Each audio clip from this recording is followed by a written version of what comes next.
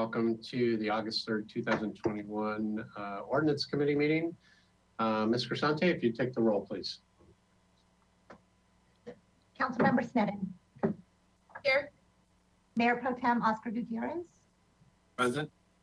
Chair Jordan. And here. And so we will go to public comment for items that are not on the agenda today. So Ms. Crisante, I'll have you lead us through that, please, if there's any. Yes, of course. If anybody would like to speak on items not on the agenda, please raise your hand within the app. This is your time to speak for items that are not on the agenda. Chair Jordan, it doesn't look like anybody would like to speak. All right, we'll close public items and go to our item today, and that is a review of a proposed ordinance for sidewalk vending. Mr. Doimus, welcome. Thank you. Afternoon, Ordinance Committee. My name is Assistant City Attorney John Doimus.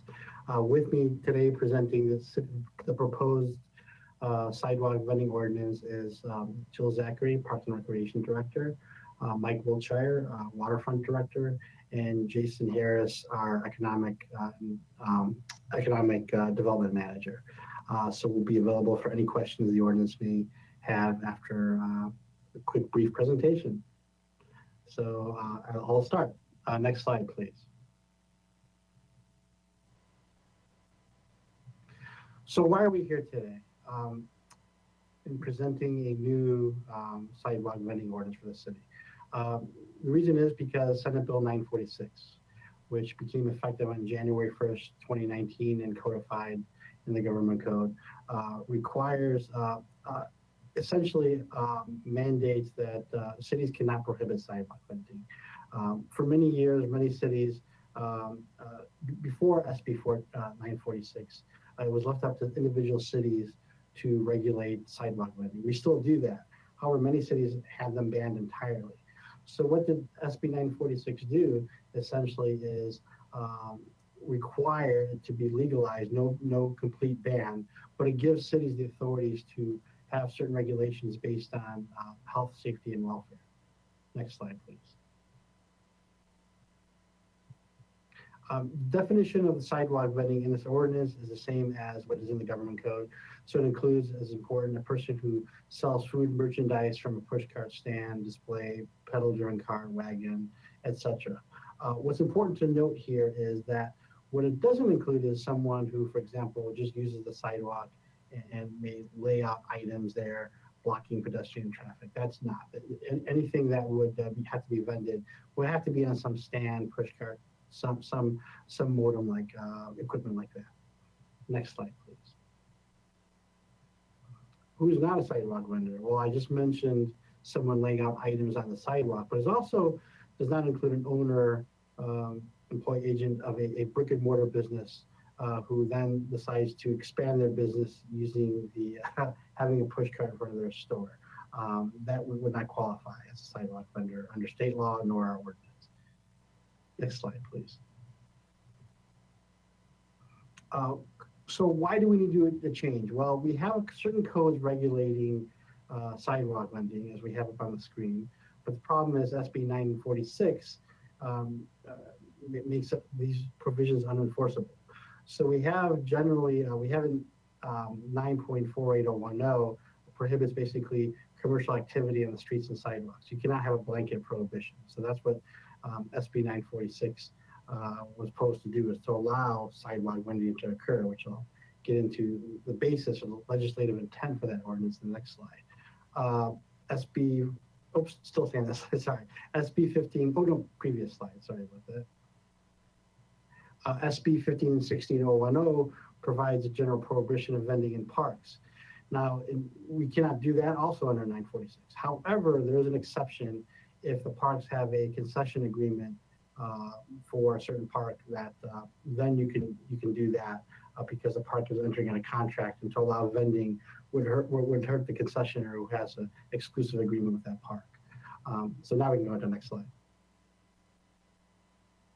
So what is the primary objectives of the laws I talked about? The main impetus for this law was to create entrepreneurial economic development opportunities for immigrant and low-income communities. So for many years, as I mentioned earlier, vending was enforced, and people had difficulties vending. They had to deal with regulations in terms of bans. They could have been arrested. When they arrested, their items could have been, or even their money sometimes from different cities, they would basically store them in possession. So they had no economic opportunity to vend. So that was the impetus behind this bill. The other purpose for this bill, is, as I mentioned, is reducing it. So this law mandates that you cannot criminally prosecute anyone for vending. It has to be through administrative citation, and not for the act of vending, but basically not following the rules and regulations designed to protect the health and safety and welfare. So as I mentioned, every city must allow vending, but they can develop certain time, place, manner restrictions based on health and safety and welfare. And if there are a violation of those regulations, you cannot impose criminal penalties on those vendors. You may only do so through administrative citation on that process. Now, there is an exception to that. For example, if someone were to sell food without a health permit from the county, they potentially could face criminal penalties from the Food and Health and Safety Code. But that's for that act, and that would be something prosecuted by the district attorney's office. And it's just for vending without a health permit. It would be similar to a restaurant as well. So that's that. The next slide, please. So what else does SB 946 do? Well, it talks about, like I mentioned before, sets parameters, how vending can be done and regulated within the public right of way. You're allowed to have distance requirements. You're allowed to, for example, special events, like within 500 feet of a farmer's market is reasonable. A reasonable distance. So it doesn't have to be 500. It could be lower. It could be a little bit further, but there could be some, at least to protect that the economic interest of that special permitted event. So you also must not block ADA access. So you can't have, you could have rules and regulations to ensure that ADA access is maintained. In addition, you can have regulations for the enjoyment of parks. You can have it preventing vending on fields, or on blocking trail paths or bike paths, near the playgrounds where children play, or definitely not on any natural habitat that protect the environmental concerns. So SB 946 does allow for us to have certain regulations still to protect the interests of the community. Next slide, please.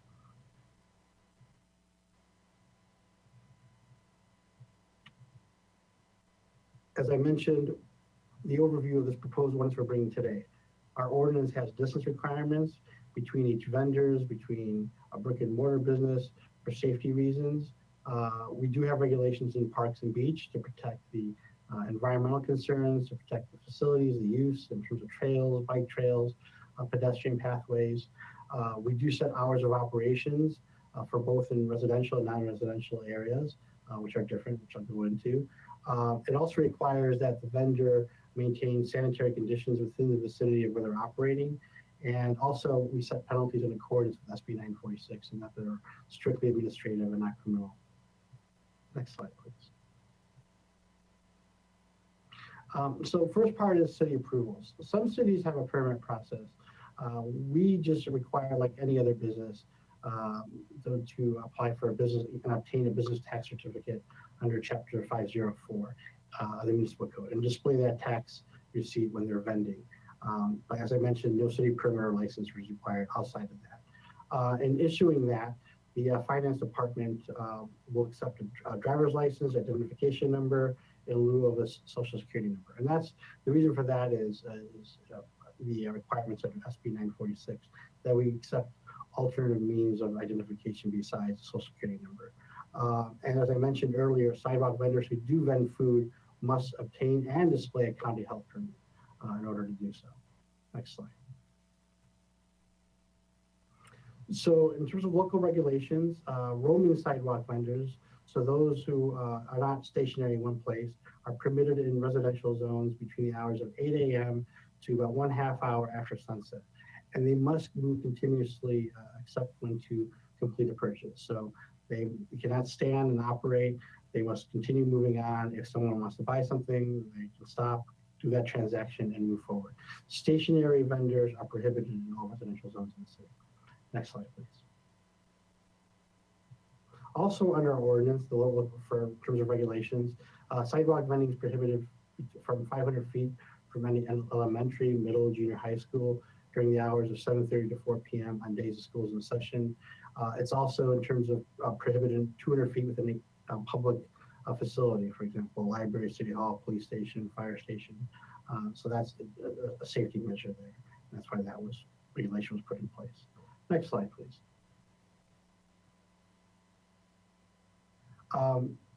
Sidewalk vending is prohibited within 500 feet within a city permitted event. So that's the distance we felt was reasonable. And so city permitted events include, for example, farmers market, the art show, etc. It's also prohibited 5 feet within a bicycle rack to allow bicyclers to have access to their bikes. And also they cannot be directly in front of a window or 4 feet of a business, brick and mortar business, or 4 feet within the entry or exit of a business. Next slide, please. The proposed ordinance also contains specific regulations when it comes to parks. It's prohibited 100 feet within playgrounds, recreation skate parks, ball courts. It's also prohibited any city park or beach. We do have an exclusive concessionaires agreement for sale of food or merchandise. And vending must be conducted from a sidewalk or pedestrian pathway in the park that's designated for by the parks director. So they just can't set up at will. We will have designated areas where people can vend within the park. Next slide, please. Some of the operational requirements we have here. As I mentioned earlier, it's very important we maintain sanitary conditions and not allow trash or refuse to be stored about. So it's incumbent upon the vendor to operate a clean, litter-free area and must have a container for disposal of waste for the items that they sell. There is a size requirement, and that's also health and safety, not to cause significant blocking of a sidewalk. And so the carts cannot exceed 74 inches in length, a width of 34 inches, nor a height of 80 inches.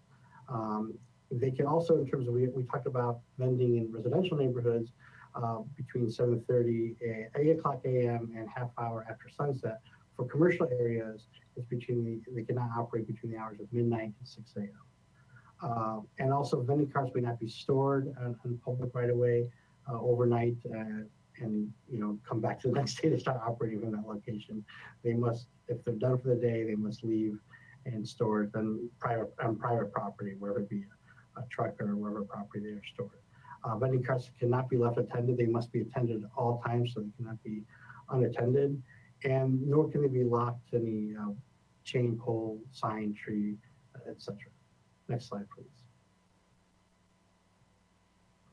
It's important too that we're talking about the State Street Promenade. The most important thing to take away here is that the vending cannot occur in the street, but on the sidewalk, but not in the street. So it's going to be permitted in the portion of the State Street Promenade, but not in the roadway, which is authorized by the city administrative guidelines. So it would be on the sidewalk, not in the street portion of the State Street. And next slide, please. The enforcement we talked about, it must be administrative fines, cannot be criminal. There really is probably one exception if they're selling food without a health food permit. And the ordinance establishes administrative fines that range from 100 to 500 for violating the ordinance. Of course, they would increase the number of violations accrued during a 12-month period.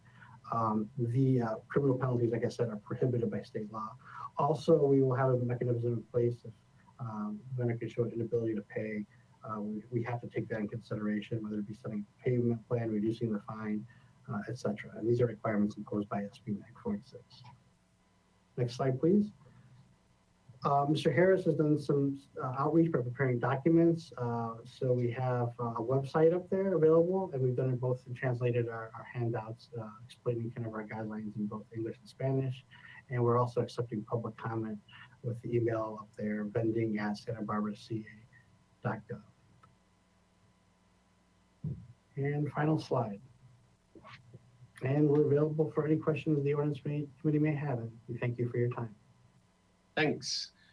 Questions from the committee members? Ms. Sneddon. Thank you, Chair Jordan, and thank you, Mr. Doimus. So I thank you for answering the questions about the State Street Promenade. So I think that was a really important distinction. And in that promenade, vendors need to stay in motion unless they're having a transaction for that 5-minute period of time. Is that still true in the promenade area? Councilmember Sutton, Chair Jordan, Councilmember Sutton. No, for the promenade area, it's a commercial area. So they can't be in the roadway area. They can be on the sidewalk, but since it's a commercial area, they can be stationary. The only requirement we have for roaming vendors is a residential neighborhood. They have to be in continuous motion unless they're stopping to conduct a sale.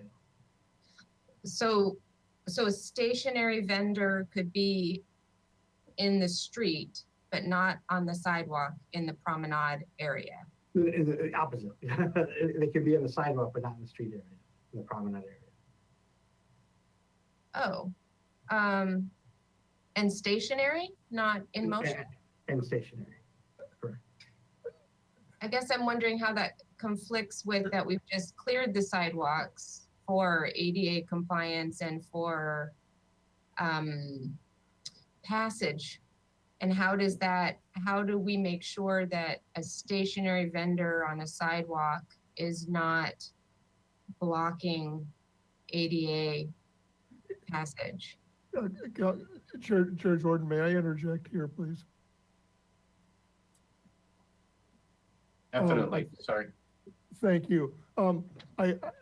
I believe, in all due respect, Mr. Doimus misspoke. Councilmember Sneddon, under the ordinance, you're right. They can transact business in the area of the State Street Promenade that's allowed for outdoor business operation, which would mean in the street and not on the sidewalk. So the ADA concerns that you're addressing are exactly what the ordinance provides. And it would, yeah, I think that we've already addressed that in the ordinance. I just wanted to interject that. So you're right. What I'm saying is you're right, Councilmember Sneddon, on that one. Okay, thank you. My That's apologies.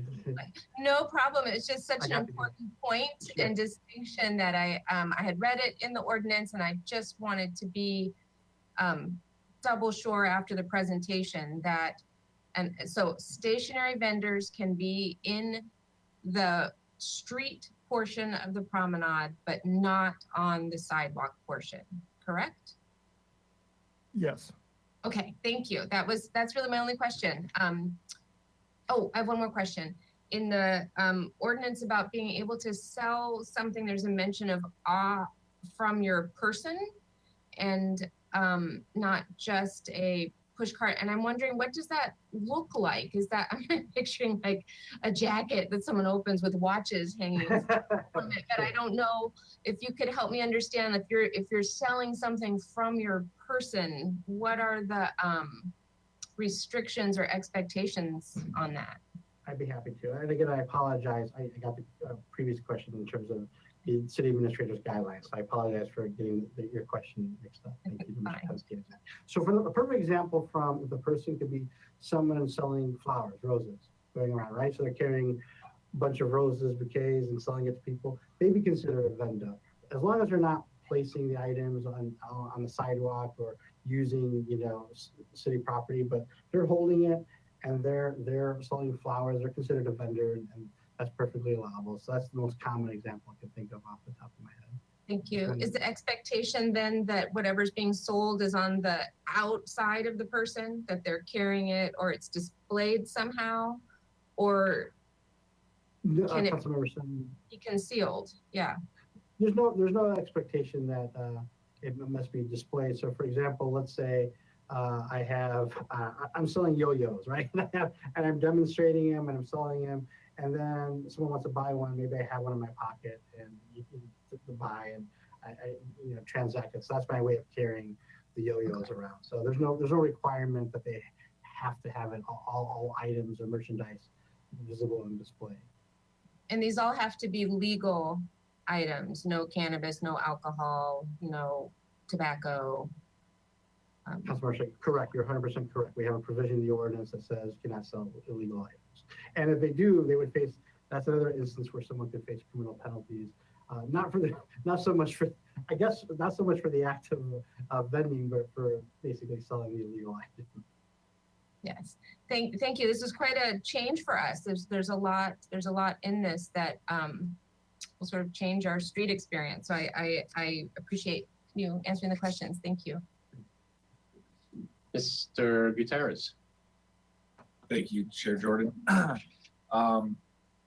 So how is this going to affect certain events like fiestas when people are selling cascarones and things like that? Because usually they set up in a location to sell the confetti eggs. So I'm wondering, does this change all of that?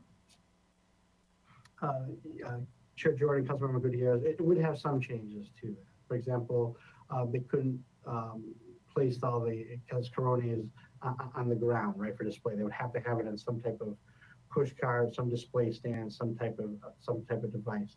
If it's on the State Street portion, then they would have to follow the city administrator's rules and regulations regarding the promenade there involving State Street.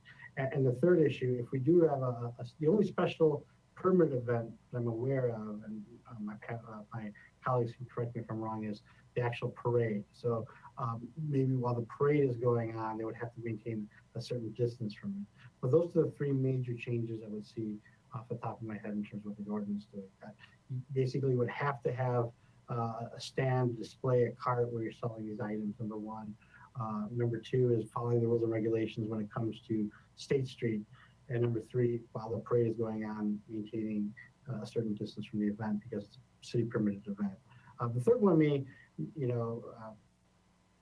or may not be a possible regulation, but we would have to confer with my colleagues on that one. But those are the three major ones. Okay, and what would be the fine of violating the ordinance? Chair Jordan, Councilmember Gutierrez, the initial fine would be $100, administrative fine. So it would not be a criminal penalty. The fine amounts would go up to $250, then to $500 if you have multiple fines in a 12-month period. And would this also include things like face painting or shoe shining? Councilmember Gutierrez, it's services, so it doesn't necessarily have to maintain goods. Services would account too, so that we considered a vendor as well. And would sorry, go ahead. No, that was it. So it just makes me wonder, are they going to be able to have signs that advertise what their services is? Because sometimes if they're carrying like a shoebox, you might not really know what they're doing. Are they going to be able to do that, or? Chair Jordan, Councilmember Gutierrez, a lot of push carts, for example, may have signs like Bob's Hot Dogs or this. So, and there's no prohibition on signs within the ordinance. So someone could have a sign within the ordinance in terms of what they're vending. It's part of the device, absolutely. Okay. Those are my questions for right now. Thank you. Thanks. I have a few. Who would be issuing the citations?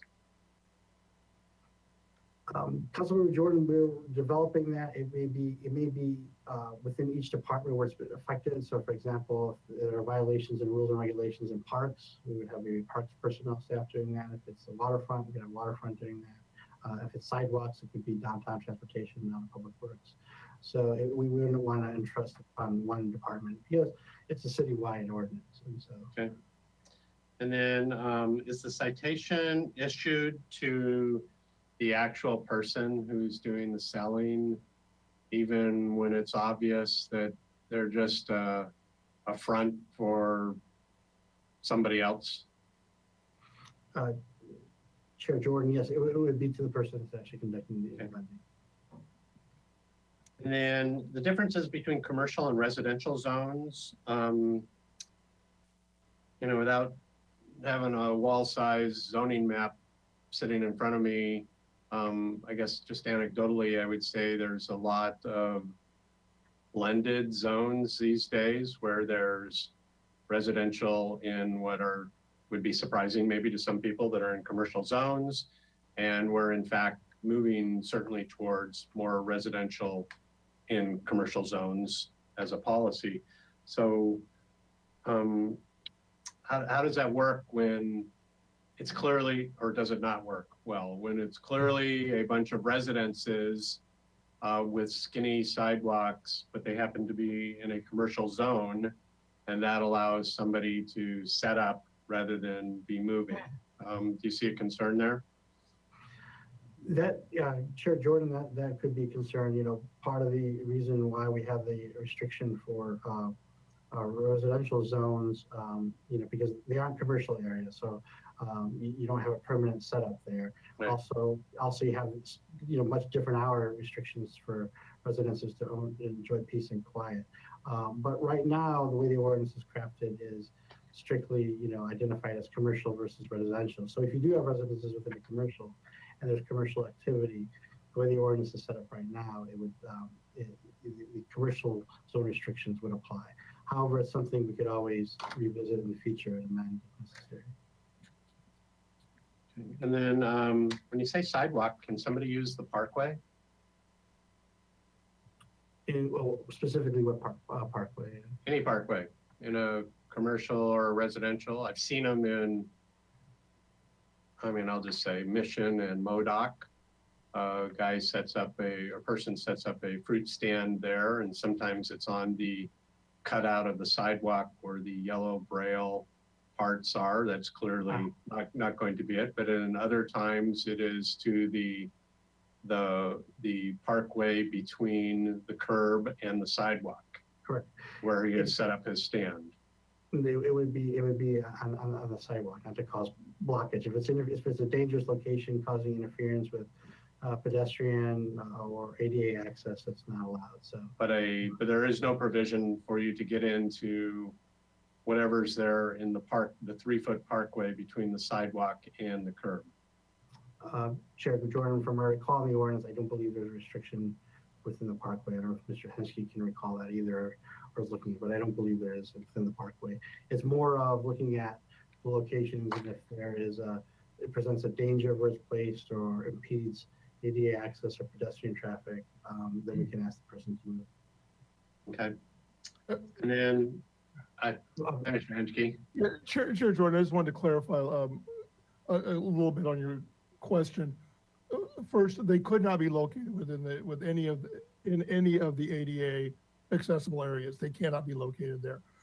There may be areas when they can locate within the parkway, and actually that might be a good location for a vendor because they're not in the sidewalk and they would maintain access. The other issue that you suggested was some of those stands would not be allowed to be set up because they exceed the size limitations on the carts themselves. And so the kind of the big stands that can get set up, those would not be allowed because those are not meeting the size requirements for the vending unit itself. Okay, thanks. And then, is there anything in the ordinance or you've thought about so far that raises the issue of location relative to intersections in specific, or even along roadsides where they're doing business with vehicles, either running up to the vehicles while they're stopped at a stop sign?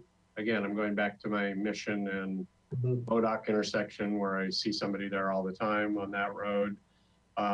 Or even if there isn't an intersection, it is still clearly targeting people driving in their vehicles who then pull over, block traffic, or are parking in a no parking zone to make the transaction. Sure, Jordan. We have already a municipal code in place where it prohibits people from vending within the street, not out of a vehicle, of course, like a food truck, but to go up to the cars and do vending like that due to the dangerous nature of that.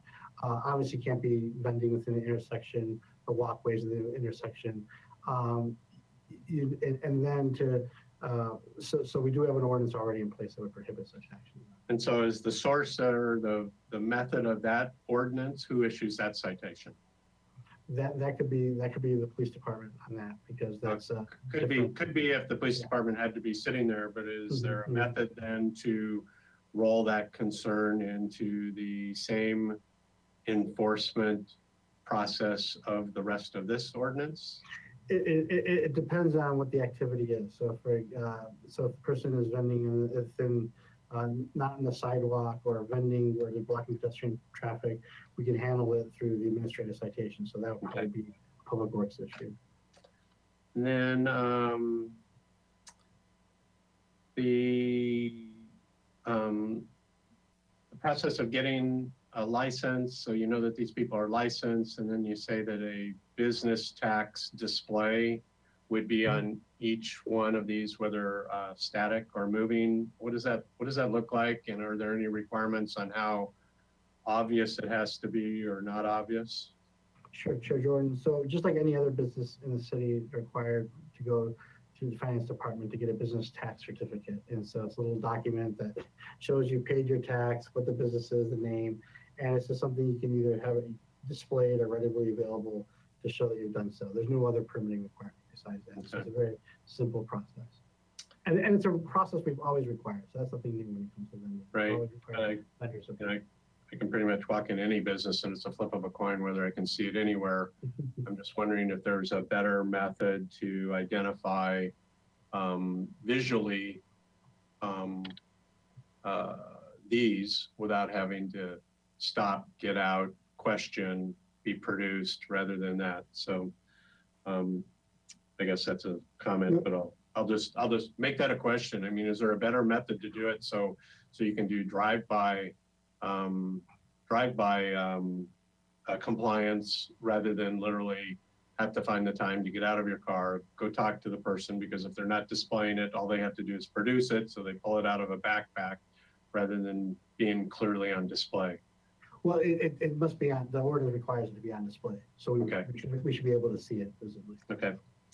And then the part about 4 foot in and out entry in front of a business. That confuses me. So if you have a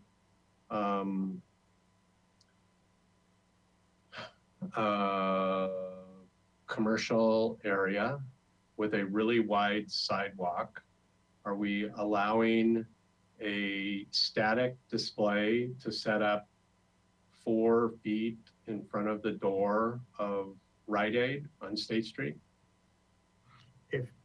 If the distance at your Jordan, the distance is, past 4 feet and it's not blocking a transparent window up against it, then they could be allowed.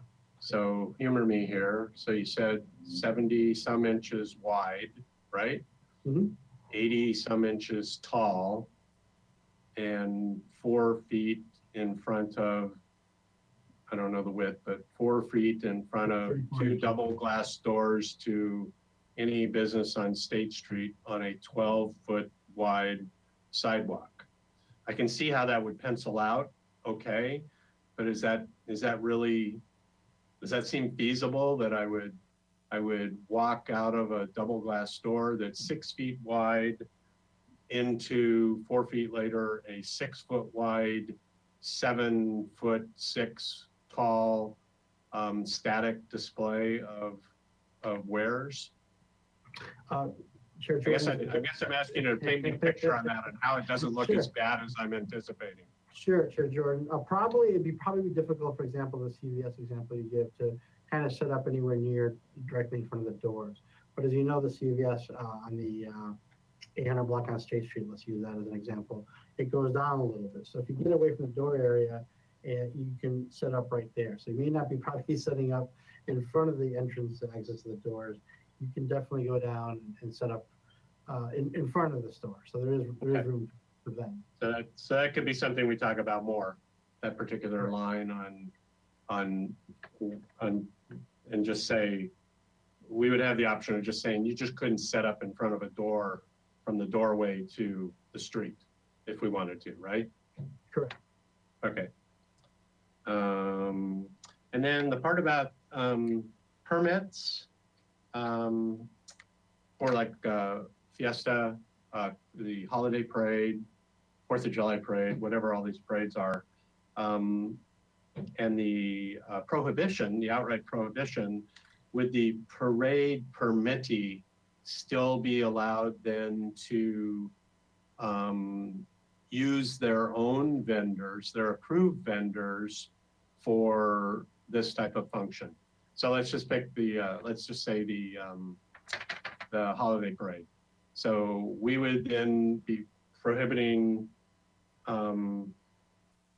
these unknown people from wandering the streets during the holiday parade for that distance that you said back from the permitted area, selling lighted and holiday type of thing.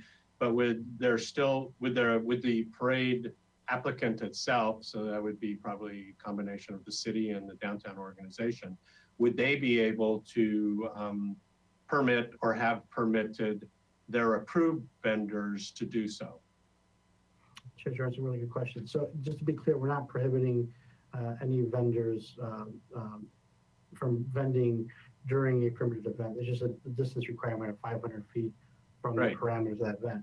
And so with that, no, we could, the license, so for example, like it would, same rules would apply to a farmer's market at the art show. Those concessionaires who are participating in the farmer's market, art show, or the holiday parade can be there in that area. That's what it's for, to protect their economic interest, because they've gone out and have a permitted event. So that's why the legislative intent is to require some. I don't think that's answering my question though. Can the permittee, can they also run static, or they're already running static in some cases, farmers market, but can they also run the equivalent of a static or moving vendor as part of their event if they're controlling who those vendors are for their benefit, because that's what we're trying to protect? They can, yes. Okay.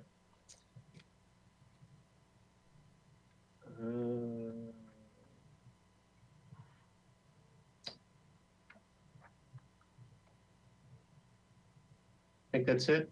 And I just want to be clear on what I heard on downtown is that the asphalt that was the prior road in the downtown promenade is allowed to be stationary or moving, right? That's correct. We clarified that.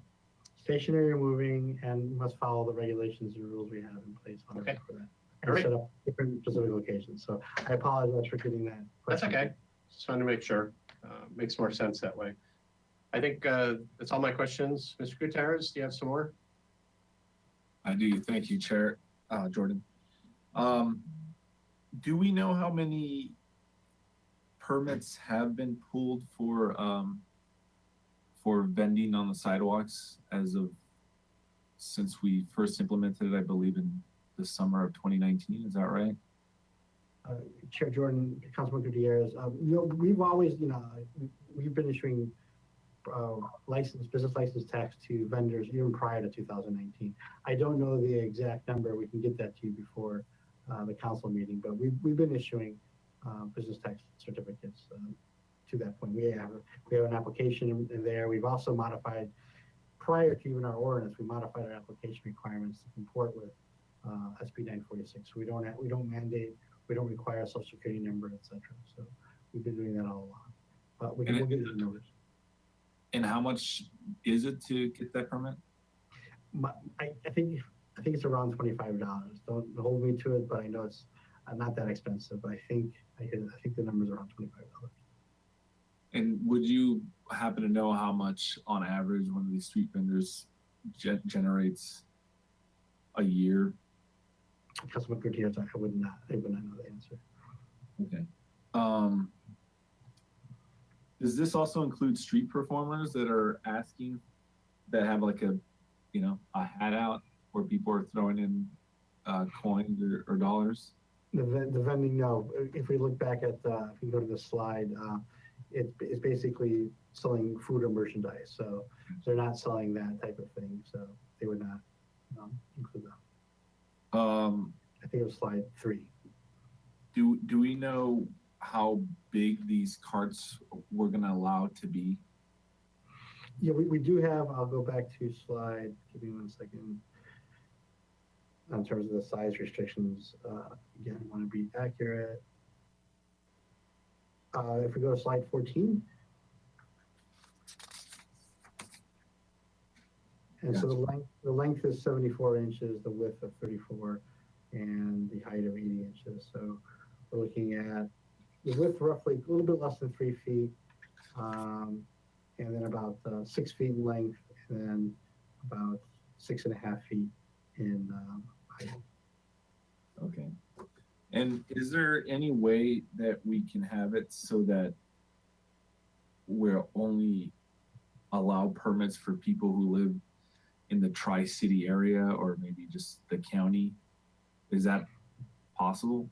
That's a good question, Councilman Gutierrez. Unfortunately, no. The only regulations we can impose on vendors have to do with health, safety reasons. So we cannot protect the economic interests of brick and mortars or show a preferential treatment towards locals versus non-locals.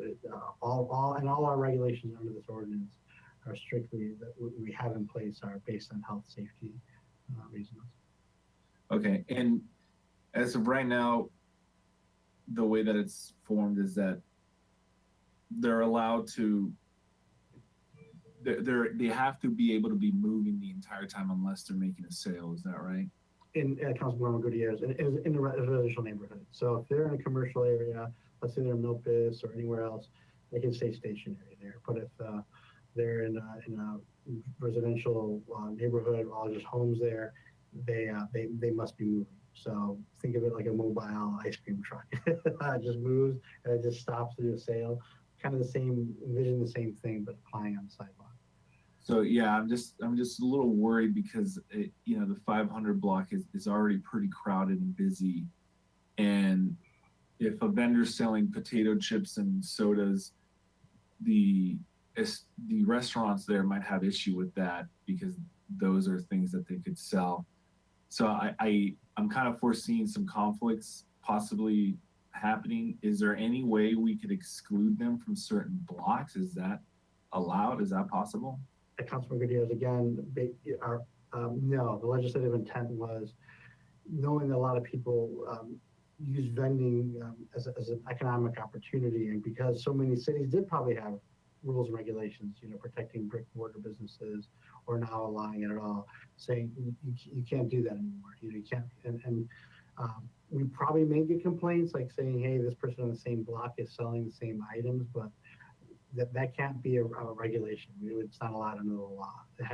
But we do have distance requirements between vendors, right? So it's not an over perforation of them for a safety measure. So it's not crowded and people have room and areas to maneuver to walk in. And we do have that in place in the ordinance. Okay.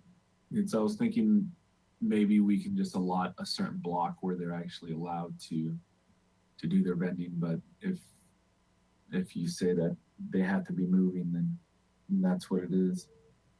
Yeah, the only other thing was I'm just kind of worried about the tradition of selling cascarones and stuff during fiestas.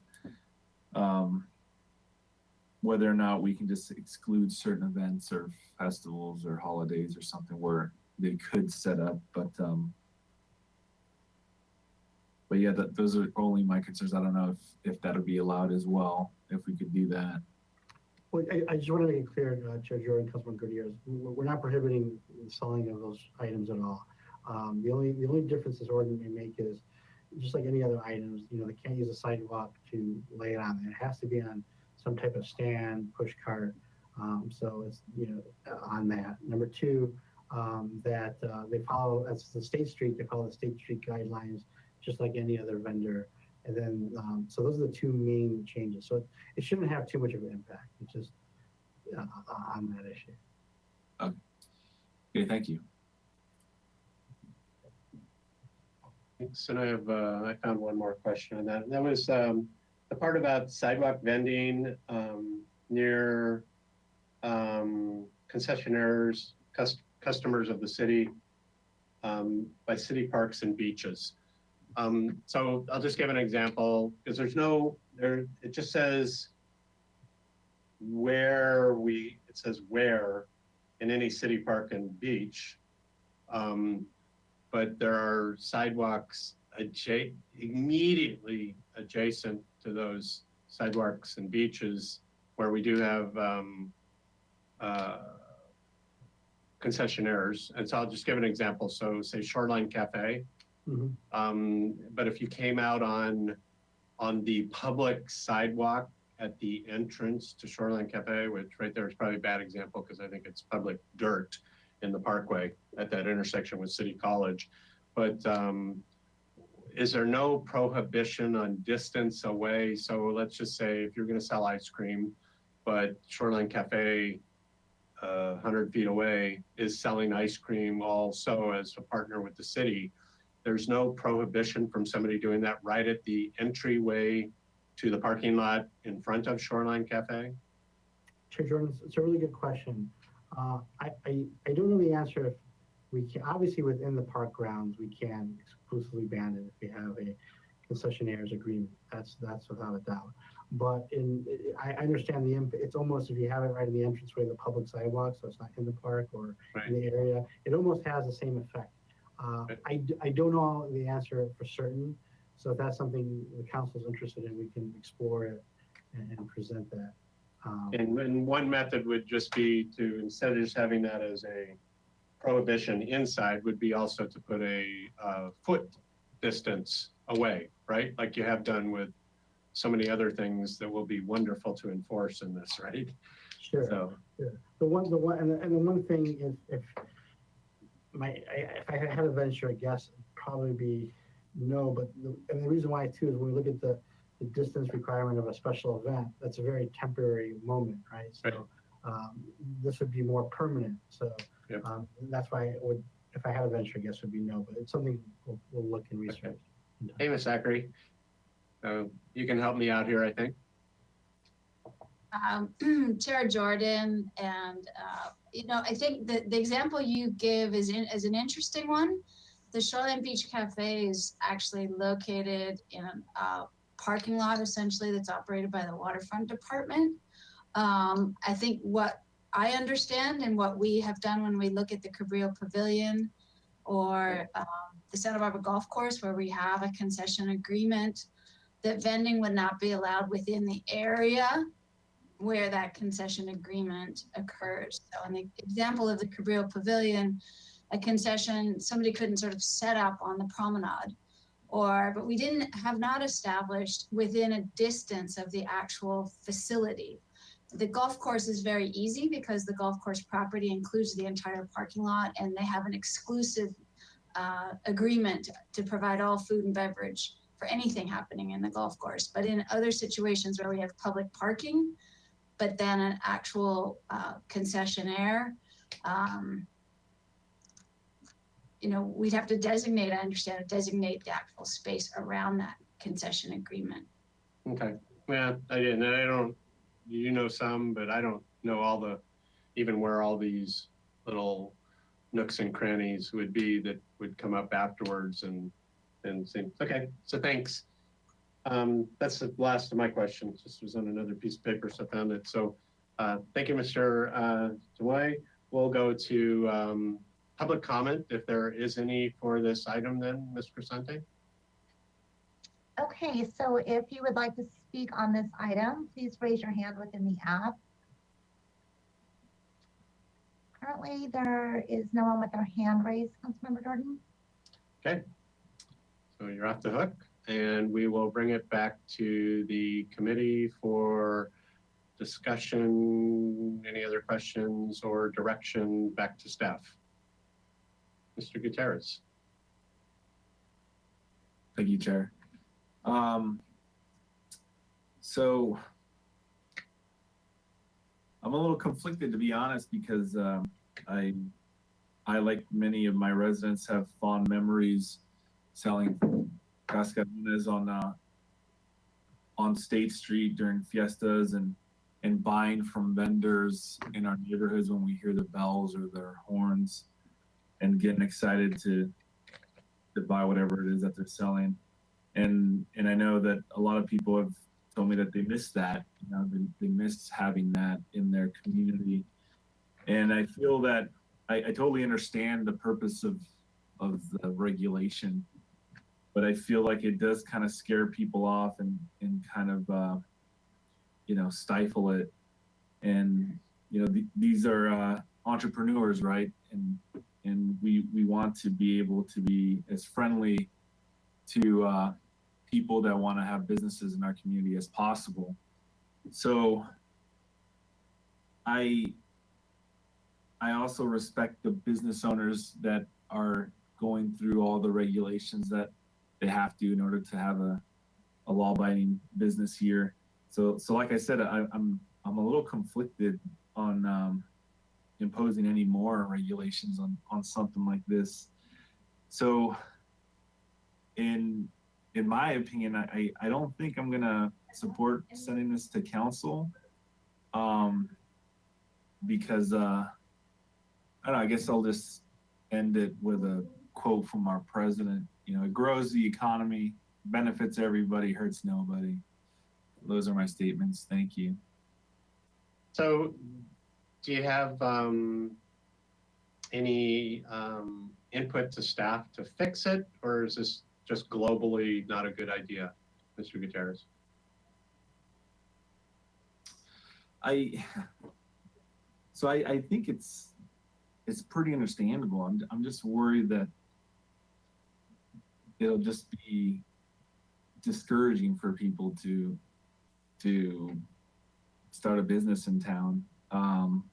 Is it salvageable? Do you see some way it's salvageable, and can you help give staff some ideas to that, or do you just think not salvageable? Sure. Let me just ask. So right now, are vendors allowed to sell on State Street, and is this going to allow them to do that more appropriately, or is it kind of just going to make it a little more difficult? Councilmember Chair Jordan, Councilmember Gutierrez, let me help you on this. Right now, because SB 1946 says cities cannot have a prohibition, so we can't have a law that says no sidewalk vending. And so right now, sidewalk vendors can vend in the street really without many restrictions, right? So we don't have an administrative citation process. We can't criminalize it, so we can't tell the police, hey, someone's vending, give a criminal citation to that person. And also, we don't have any rules and regulations to issue an administrative citation to someone. So as of right now today, someone can vend without any restrictions. They can set up in a residential neighborhood, they can set up in front of a business, 2 feet from a door, or blocking a window. What this ordinance does is recognize that we can't have a blanket prohibition, but put appropriate time, place, manner restrictions in there, mainly for health safety reasons. So you can't block a window. You can't set, here's the distance requirements for a door. So it actually gives us regulations to make it a safer community on our sidewalks. Because without this ordinance, then there's nothing we can do. Then there's no prohibition at all. So this ordinance doesn't stop vending. All it does is give appropriate, reasonable regulations to it. Sure. Okay.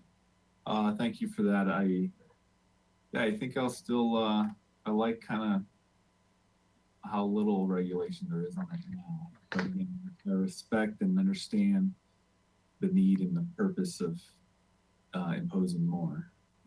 Thank you. Thanks. Ms. Sneddon. Thank you, Chair Jordan, and thank you, Councilmember Gutierrez. I share some of the concern about not wanting to thwart the spirit of these ordinances to allow vending. I do think that it's such a big change for the community as a whole to have vending on sidewalks and public spaces and no regulation on it at all. And I see these as sort of kind of corralling a little bit into certain boundaries in certain areas. And I know I've received letters about concerns about parks and people with children who they don't mind the vending, but they mind the sort of like the bells and the attention getting selling that's happening. And I think in the city of Santa Barbara, where we don't have big billboards or we don't have certain signs out that sort of outsize invitation to purchase items, especially to younger people, that I see these as sort of a minimum of just a little bit boundaries on how the cart vending can be done, especially, you know, certain hours of the day or night and neighborhoods and motion. And I think also on the promenade, especially having it be in the as Chair Jordan said, the previous asphalt area that was the road, having it be out in that area and not in front of places where we might have ADA issues. I think it just sort of gives some soft boundaries to what the state is requiring of us. And I think that's appropriate for us to have some local boundaries on where and what times, and especially with parks and where there are young people. And I'm sure most of it is all you know, fun and good and welcome, but I have gotten letters that people with children are not appreciating sort of, especially the bells, and attention to what to purchase and to be in purchase mode when at a park or open space. So I would be in favor of moving this forward, or discussing further which of these added boundaries might be negotiated. But I think in spirit, I support having just some boundaries on it that make sense to us as a local community without completely stifling the spirit of what's being brought forth by the state.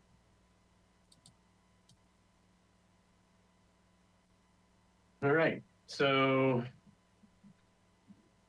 I am clearly on the fence also, as my peers are, but I also don't see, I'm hesitant to just move on because I'm not really sure what direction we're giving to staff. I also embrace Mr. Gutierrez's sort of philosophy on this. Many times, well, my perception, whether that's true or not, is that many times these people that we are now sort of cleaning up the operations on the street are underrepresented entrepreneurs. And so I think we owe a duty to recognize that and make sure we are not stifling that type of entrepreneurship. But at the same time, I agree with many of Councilmember Sneddon's comments on protecting the existing business base who are playing by the rules with similar or like items, protecting parks or time of day or neighborhood, general neighborhood order compatibility from the over prevalence or the obnoxious prevalence of vendors like this. And so I have the same concerns kind of waffling on both sides of the issue here. I was ready really to say pass this along to council with a work list of items that I'd be interested in seeing cleared up, and most of those were my questions, and so I'll just put those out there just as that would be my work items, and it could come back here for more discussion or go to council. And that was really looking at where there are conflicts between where we have existing concessionaires in city parks or beach areas, but somebody could be very close to those concessionaires on a public sidewalk and be conflicting with what we have already committed to being our sort of our vendor partner for that area. Clearly stating that events could have their own concessionaires as part of their event team, who would be going up and down the street either mobily or statically within an event parameter. Clearly in the street, on the promenade or State Street, and not on the sidewalk, as long as we can legally get away from not having them on the sidewalk where they can be in the street. I'm uncomfortable still with using a parkway in any location, landscaped or unlandscaped parkway in any location, whether residential or commercial.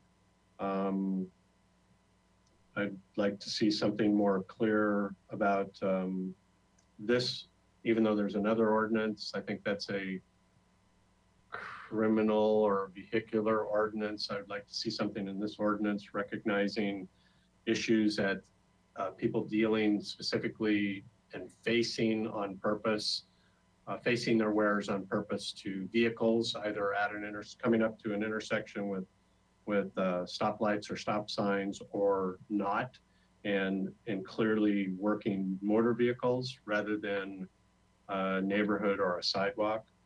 And then I'm not at all comfortable with the math yet on this entry and exit from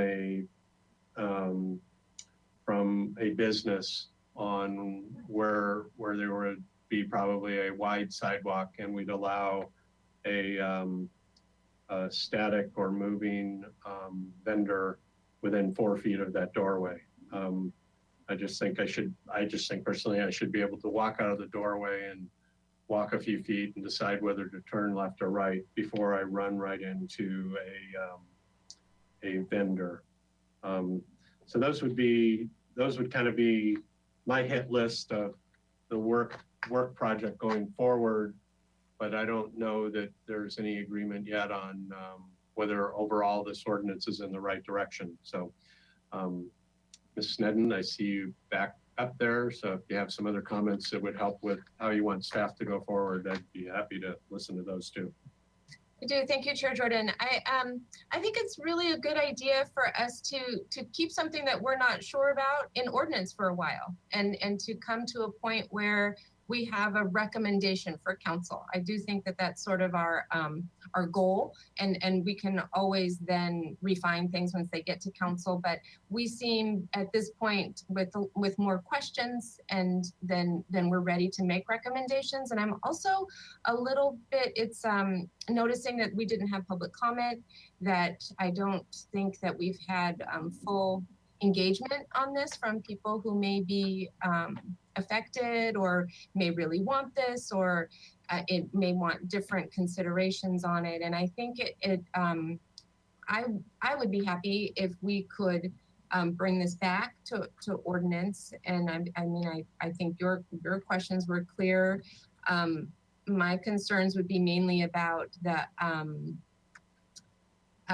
outward attention getting advertising of different aspects of the carts, just in terms of what we are expecting of local businesses and in those open spaces. But I think if there were other considerations, that might be a good idea to just bring it back for another round. And I guess I have a question about, do we have a hurry on this? Does it need to be, are we having an issue now that this is going to address? Like, are we having a lot of late night vending that we have no ordinance to control yet, or address? So I guess that would be a big question too, are we having an issue?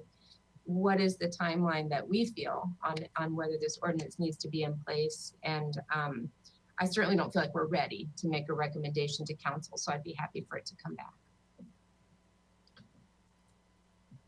Mr. Doimus, could you come back on maybe and just hit up that urgency question? Sure.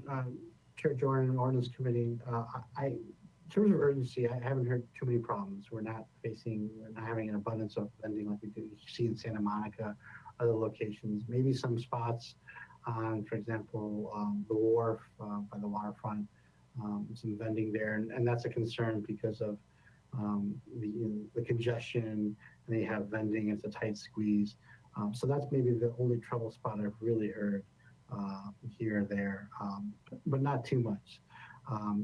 So we do want to present to council a product that this obviously this ordinance committee can support, and so we do hear some direction in terms of especially Chair Jordan providing in terms of modifying the ordinance, which we'll do. There may be some difficulties with that. I'll give an example in terms of While we have an ordinance in place in terms of not vending in the street, it'd be hard, for example, to have an ordinance in place for example, that you're trying to attract the attention from the street and the sidewalk. How do you prove intent on that? But we'll explore those ideas and at least present what we can and what we can't do and the justification and reasons for that. Specific asks from this committee, would be happy to. Mr. Gutierrez? Thank you, Mr. Chair. So, Mr. Doimeth, part of my hang up is that it's going to be a little too complicated or a bit of a hurdle for someone to get a permit to sell something on the street. And I was just wondering, is it possible to make it as simple as possible for them to do it, where they could just go to our website and get the permit on their phone and have like a QR code that if someone does stop them, they could just say, oh, here's my permit right here? Or do they physically have to come into City Hall, fill out the paperwork in person, and then get the permit during all business hours? Or could there even be like a kiosk or booth outside City Hall where they can just type in that information and just print it out for them and they can go on their way? Councilmember Gutierrez, and our goal was not to make this process very difficult at all. Some cities have really extensive permitting processes. We're not requiring a permit. We're just requiring, like any other business tax certificate, and we're accepting all sorts of information. I believe we can get that information next time to you. I believe you can do it online, and we'll also come back with in terms of other alternative procedures to obtain it. But I believe you can do it in person or online. It's very affordable, and it's just the tax certificate that I'm operating a business here.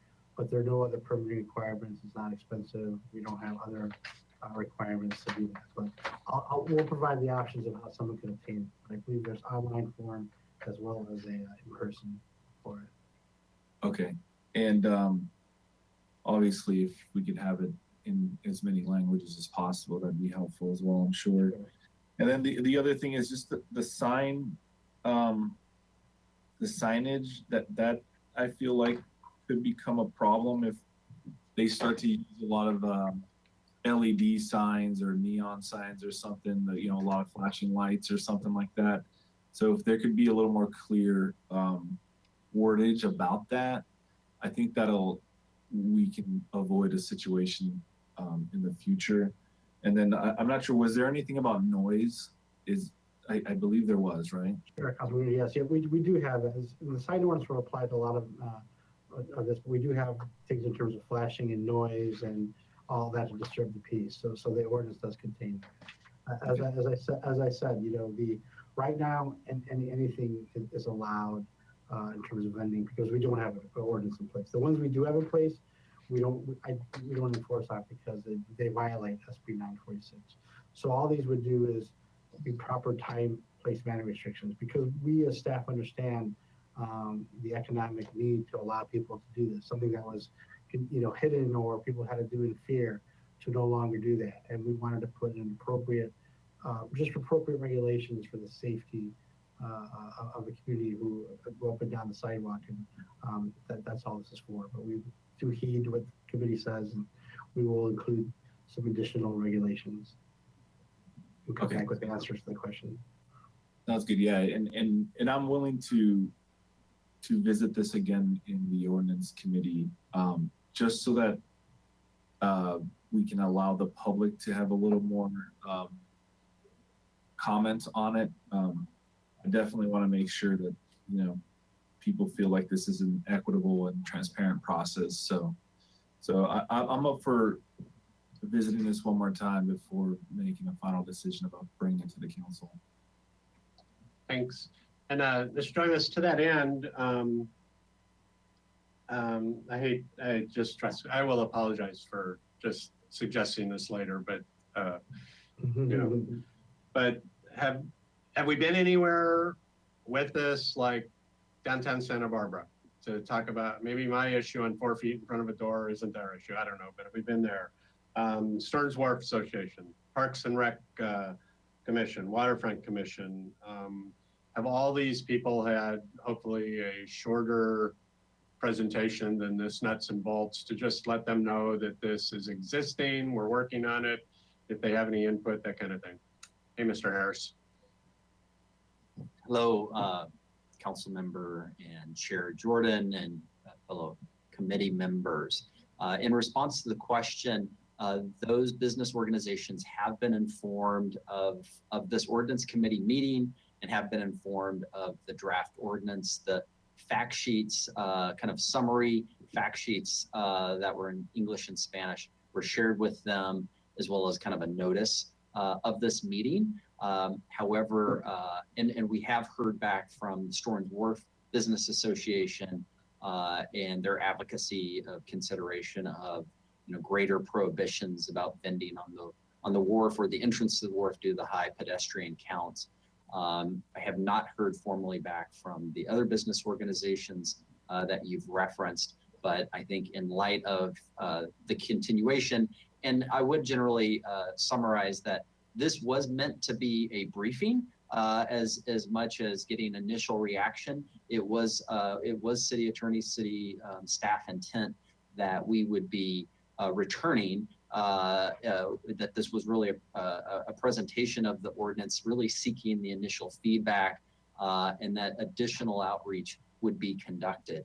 And so I think the direction and input received today was very helpful to both refine our collective understanding, as this is the first ordinance associated to this, and also reconcile the fact that we do have this activity. It is allowed by the state but unregulated, and so there is a general public health element to this, where there is prepared foods being sold.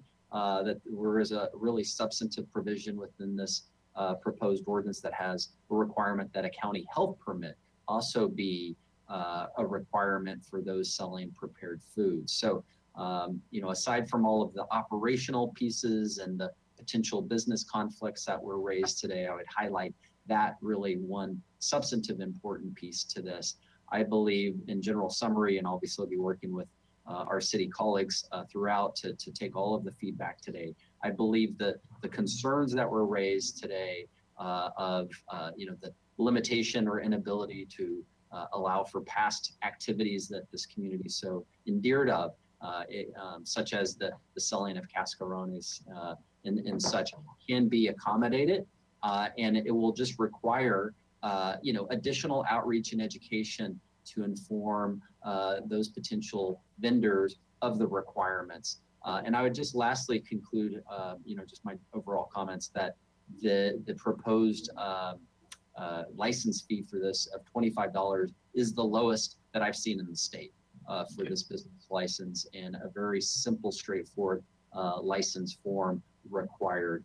And so we are looking to create the easiest path of entrance for folks to just kind of meet these basic requirements. So with that, I'll conclude my remarks and response. Thank you. Okay. So I guess I would just add to the list during the time to go away, time to go back, come back again, that you, if you're the point person for this, Mr. Harris, is that we reach out to those groups again, and maybe just let them know that they can watch this, they can watch a tape of this hearing to see what we were discussing, and if they still have an opportunity to come back, participate, provide input, come to the next hearing, whatever they want to do.